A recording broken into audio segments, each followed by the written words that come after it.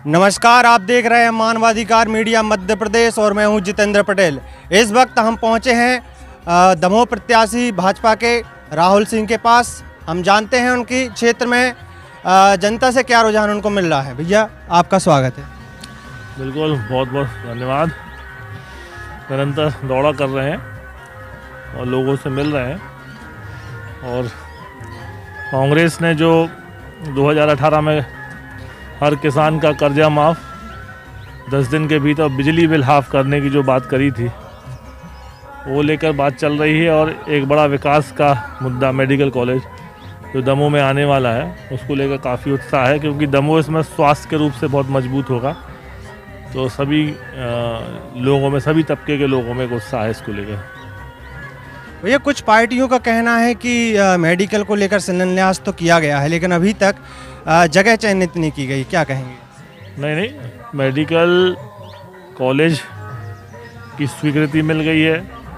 आर्थिक स्वीकृति यहाँ से ही मिल गई, दिल्ली से भी मिल गई है। जो कुछ लोग हल्ला उड़ा रहे हैं छतरपुर का कि छतरपुर में मेडिकल कॉलेज, तो छतरपुर में मेडिकल कॉलेज इसलिए नहीं बना क्योंकि शिवराज जी ने जब भूमि पूजन किया था, उसके 2 महीने बाद इलेक्शन था।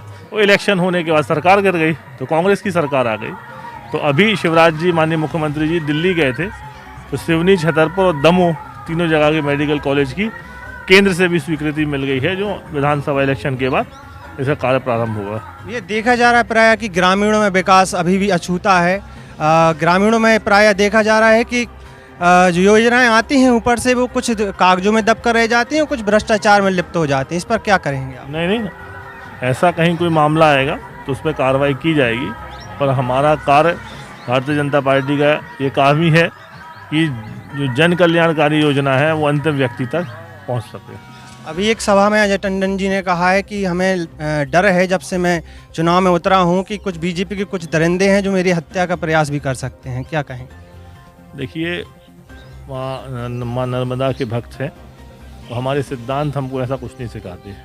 निरंतर टंडन जी शुरू से ही अभद्रता अपशब्दों का इस्तेमाल कर रहे हैं। वो अपना संयम खो चुके हैं। और रही बात मारने की, तो ये इलेक्शन है, ये विचारधारा के इलेक्शन है। कांग्रेस की एक अपनी विचारधारा, भाजपा की। और वो जो आरोप लगा रहे हैं, वो केवल एक सिंपैथी कार्ड खेल रहे हैं कि कहीं ना कहीं भावनात्मक तरीके से उनको गेन मिल जाए।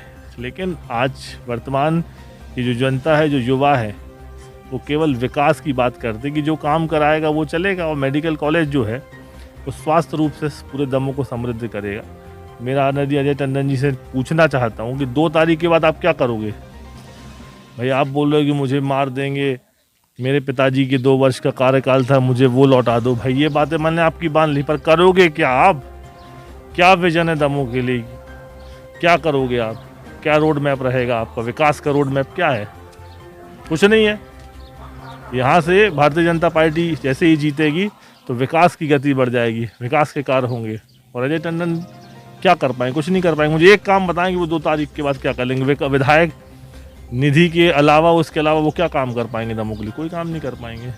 कुछ अन्य पार्टियों का कहना है कि राहुल सिंह अपने खुद के चचेरे भाई को ही नहीं संभाल पाए, तो बाकी हम लोगों को क्या संभालें? देखिए, हमारे परिवार का बंटवारा लंबे समय पहले हो गया था, 20 साल पहले। उनका रास्ता अलग है राजनीति का, वो ओबीसी पिछड़ा वर्ग की राजनीति करते हैं, हम भाजपा की राजनीति करते हैं, कुछ लोग कांग्रेस की करते हैं। स्वतंत्र है सब लोग लड़ने के लिए। और कोई 2 साल का बच्चा तो है नहीं वो कि हम संभाल नहीं पाए। अपने परिवार के हैं, ये निश्चित तौर पर तय बात है। उनकी विचारधारा अलग है। लंबे समय से हम लोग अलग अलग रहते हैं। वो जबलपुर में रहते हैं, हम दमोह में रहते हैं, तो ये तो अलग विषय। तो विचारधारा की लड़ाई है, किसी को संभालने की लड़ाई थोड़ी। हम किसी प्रत्याशी को संभालने के लिए थोड़ी चुनाव लड़ रहे हैं। हम तो विचारधारा की लड़ाई लड़ रहे हैं, विकास की लड़ाई लड़ रहे हैं। दमोह के विकास के लिए प्रतिबद्ध हैं, मेडिकल कॉलेज के लिए प्रतिबद्ध हैं, हम उसकी लड़ाई लड़ रहे हैं। अब कौन चुनाव लड़ रहा है, क्या लड़ रहा है, अपन किसी को रोक थोड़ी ना सकते। वो सब अपने भारत देश में सब स्वतंत्र हैं। हर व्यक्ति की एक वोट की कीमत, जो प्रधानमंत्री की वोट की एक वोट की कीमत है, वो एक सामान्य व्यक्ति की है। तो उनके विचार होंगे, वो लड़ रहे होंगे। क्यों लड़ रहा है ये मुझे पता नहीं, क्योंकि वो हमसे, हमारे परिवार के उनसे लंबे समय पहले क्या नाम से विभाजन हो गया था, बंटवारा। वो अलग रहते, जबलपुर में हम वो अलग रहते हैं।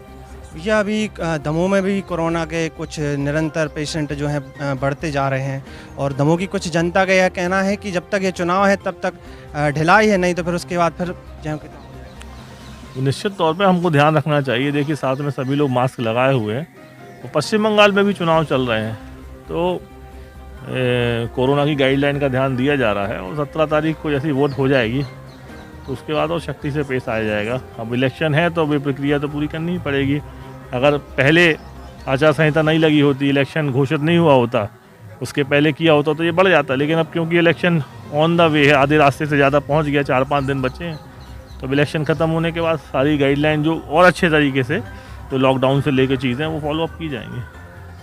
तो ये थे हमारे साथ भाजपा प्रत्याशी राहुल सिंह जी। इन्होंने स्पष्ट कहा है कि क्षेत्रीय जनता हमें पसंद कर रही है, हमें आगे भी लाएगी और जो जो हमने वादे किए हैं वो हम पूरे करेंगे।